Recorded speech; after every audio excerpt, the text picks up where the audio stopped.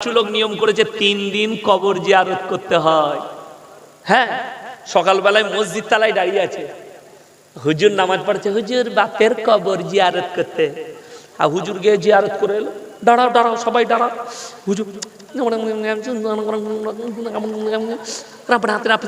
আল্লাহ জান্নাতের একদম ওই তলায় তলায় ওই জান্নাতে ভরে দেয়। 3 দিন হয়ে গেল, এসে বলছে হুজুর কি কি দেবো আপনাকে, আপনার জামার ছিট কত? বললে গুটকা। হুজুর বলছে জিলাপি। হুজুর 3 মিটার 3 মিটার ছিট দিবি, সাদা লুঙ্গি দিবি, একটা গেঞ্জি দিবি, জুতো দিবি, আতর দিবি, তসবি দিবি, আর মাথায় একটা ভালো দেখে পাগড়ি দিবি। এমন রঙিন পাগড়ি দিয়েছে মনে হচ্ছে যোগীর ভাই, আর আমাকে গালি দিচ্ছে। নাউজুবিল্লাহি মিন যালিক। আল্লাহ এদের কাছ থেকে সমাজকে হেফাজত করো। আমার মুসলমান ভাই, বড় কষ্ট লাগে যারা শিরক আর বেদাতে ডুবে আছে। এটা 1 নম্বর। আমার নবীজির কথা বললাম, নিজের চাচার জন্য আল্লাহ নিষেধ করলেন দোয়া চাইতে পাবে না।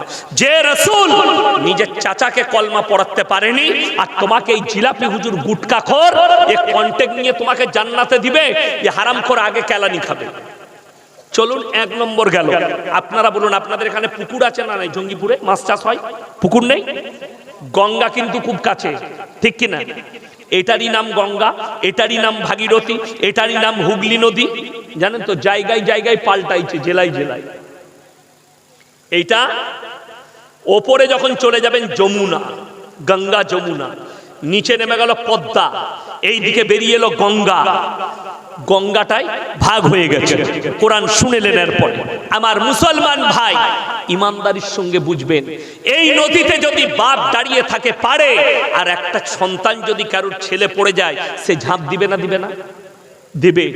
যত বড়ই সে সাঁতার না জানলেও ঝাঁপ দিবে বাঁচাবার জন্য, ঠিক কিনা? বাঁচাতে হবে ছেলেকে, সাঁতার না জানলেও ঝাঁপ দিবে।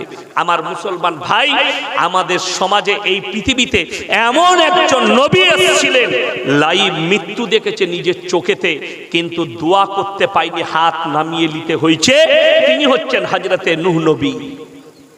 তার ছেলে কেনান চ্যালেঞ্জ ছুড়েছে আল্লাহকে। নূহ নবী অনুরোধ করলেন, 1 বছর 2 বছর নয়, আমাদের নবীজি সাল্লাল্লাহু আলাইহি সাল্লাম 23 বছরের মেহনতে গোটা পৃথিবীতে ইসলাম প্রচার হয়েছে।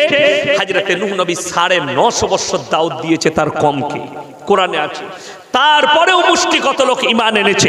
নূহ নবী অনুরোধ করলেন, তোমাদেরকে আল্লাহ কঠিন আযাবে মুবতালা করবে, তোমার আল্লাহ কি আযাব দিবে? নূহ নবী বললেন, মুষলধারার বৃষ্টি দিয়ে তোমাদেরকে বন্যায় ডুবিয়ে দেবে। নূহ নবীর ছেলে এবং তার কওম বলছেন, তোমার আল্লাহ যদি বন্যা দেয়, এমন উঁচু জায়গায় চেপে যাব যেখানে তোমার আল্লাহর পানি পৌঁছাবে না। আল্লাহকে চ্যালেঞ্জ ছুড়ল। নাউজুবিল্লাহ বলেন। আল্লাহ তাআলা নূহ নবীকে বললে, তুমি নৌকায় চেপে যাও।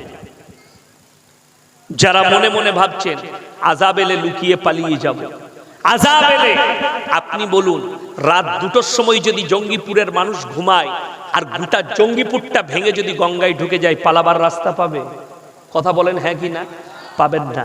আল্লাহ তাআলা কোরআনে বললেন, এই কথাটা মাথায় রেখে রাত্রে ঘুমাবে, যে ফজরের নামাজ পড়বেন চোখের পানি ফেলিয়ে। ওয়াকাম মিন ক্বরিয়াতিন আহলাকনাহা ফাজাআহা বাসুনা বায়াতান আও হুম কাইলুন।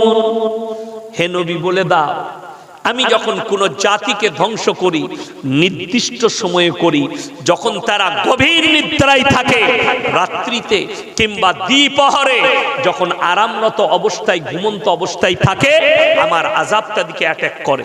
আপনারা দেখেছেন সিকিমের বন্যা, এই বছরে কয়েক মাস আগে পাহাড় থেকে পানি পাথর নিয়ে গোটা শহরকে নিয়ে নদীতে ঢুকে গেছে।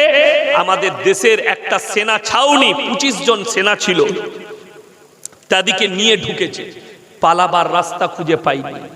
এই অন্ধকারে আমি আল্লাহ যখন গভীর নিদ্রায় থাকি, যতগুলো কওমকে আল্লাহ ধ্বংস করেছেন, তাদের কাছে আযাব এসে পৌঁছাচ্ছে তাদের আরামরত অবস্থায়, তাদের ঘুমন্ত অবস্থায় আল্লাহর আযাব পৌঁছে গেছে। হযরতে নূহ নবীর কওমকে আল্লাহ ডুবালেন। রাত্রি 2টোর পরে তাদের কাছে সমুদ্রের পানিকে বিশেষজ্ঞরা কেউ কেউ বলেছেন যে আল্লাহ তাআলা সবথেকে বড় পৃথিবীর ভয়াবহ বন্যা দিয়েছিলেন নূহ নবীর জামানায়। সমুদ্রের পানিকে আল্লাহ 1250 ফুট উপরে তুলে দিয়ে পৃথিবীকে ডুবিয়েছিলেন। সেই যুগেতে নূহ নবীর সন্তান যখন হাবুডুবু খাচ্ছে, নূহ নবী নিজের চোখে দেখতে পাচ্ছেন আমার ছেলে মারা যাচ্ছে, নূহ নবী আল্লাহর কাছে দোয়া করতে লাগলেন, লা আসিমাল ইয়াউমা মিন আমরিল্লাহ, ওগো আল্লাহ এ আমার ওরসজাত পুত্র তুমি একে রক্ষা করো। আল্লাহ বললেন লামিনাল খাসিরিন, হে নূহ দোয়া বন্ধ করো, তা না হলে তোমাকেও আমি ক্ষতিগ্রস্তদের মধ্যে ফেলে দেব। তুমি যার জন্য দোয়া করছো সে আমার নবীকে মানেনি, আমাকে মানেনি, অথচ চ্যালেঞ্জ ছুড়েছে তার লেগে তুমি দোয়া করতে পাবে না। নূহ নবী সে যদি নিজের ছেলের লেগে দোয়া করতে না পায়, তোমার ছেলে যদি বেঈমান হয়, তোমার ছেলে যদি বাত্তিন হয়, তোমার ছেলে যদি মদের ভাটিতে জীবন কাটায়, তুমি মনে করছো এই মৌলবীকে হায়ার করে জান্নাতে দেবে? তো তোমার থেকে বড় মূর্খ জঘন্য আর পৃথিবীতে কেউ নেই। দুটো নবী চলে গেলে আগে চলুন, অবাক হবেন যে সমস্ত মায়েরা বোনেরা এখানে বসেছে, যাদের মনে মনে হচ্ছে এই বর্তমানের মৌলবী যা বলে বলে যাচ্ছে, যা আমরা বিশ্বাস করি না, আমরা গাছতলায় বিশ্বাস করি। অনেক আত্মীয় হয়তো এসছে জলসা শুনতে, চল ইয়াসিন কি বলে শুনে আসি, আমাকে গালি দাও আর দোয়া দাও। সকলের জন্য আমার মন থেকে দোয়া রইল। আমার মায়েরা যারা ভাবছেন আমার স্বামী আলেম আমাকে জান্নাতে নিয়ে যাবে, আমার বাপ আলেম জান্নাতে নিয়ে যাবে, আমার বাপ হাজি আছে আমাকে পার করাবে। আমাদের একটা ফুপুই তো ভাই হয়, মাদ্রাসায় মাঝে মাঝে এসে বসে, আমি যখন অফিসে থাকি তো আমার আব্বাকে মামা মামা করে।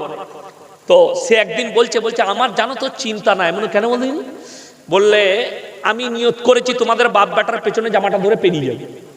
শালা এই সুযোগ তুই কোথায় পেলি শুনলি?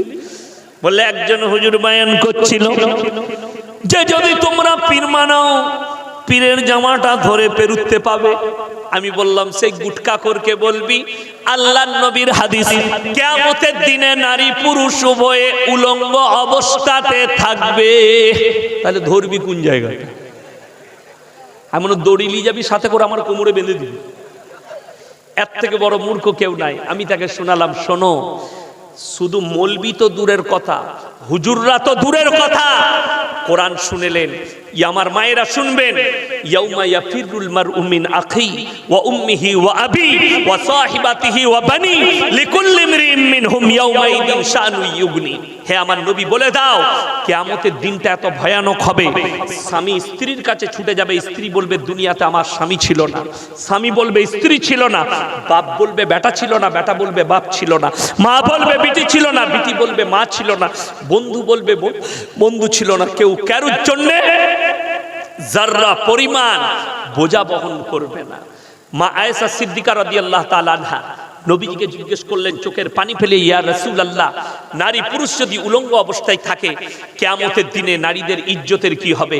আমার নবীজি চোখের পানি ফেলিয়ে বললেন, হে আয়েশা, হে আমার সাহাবীরা, শোনো, সেই দিনটা এত ভয়ানক দিন হবে, ডেঞ্জার দিন হবে, কেউ কারোর দিকে একটা সেকেন্ড মুহূর্ত তাকাবার সময় পাবে না। কঠিন অবস্থা হবে কিয়ামতের দিনে। কোরআন খুলেন, নবীজি অপর জায়গায় বললেন, হে নবী বলে দাও কিয়ামতের দিনটা যারা দুনিয়ার প্রতি প্রাধান্য দিয়ে রেখেছে, যেই দুনিয়ার পরে আর কিছু নাই, কান্নাহুম ইয়াউমা ইয়ারাউনাহা লাম ইয়ালবাসু ইল্লা আশিয়াতান আও দুহাহা। সেদিনের কথা বলো যেদিনে মানুষ পেরেশান হয়ে বলবে আমরা তো কিয়ামতের পরিপ্রেক্ষিতে দুনিয়াতে খালি একটা সকাল আর একটা সন্ধ্যা ছিলাম, তার বেশি সময় কাটাই নাই। মানুষ কাঁদবে সেদিন, কিন্তু কোনো রাস্তা থাকবে না। আল্লাহর কসম কিয়ামতটা এত ভয়ানক হবে। আপনি কাকে মেনে চলছেন? ইয়াসিনের উপরে ভরসা। আমার নিজের কি হবে তা আমি জানি না। আমার মতো 100টা মৌলবি ধরা পড়বে, সমাজকে ধোঁকা দিয়েছো, প্রতারণা করেছো, প্রবঞ্চনা করেছো। আমার ভাই, কিয়ামতের ময়দানে মুলাকাত হবে, আপনিও থাকবেন। কোরআনে আছে, এই জিলাপি হুজুর দিকে শোনো, এদের কানটা মুচুরে শোনাও।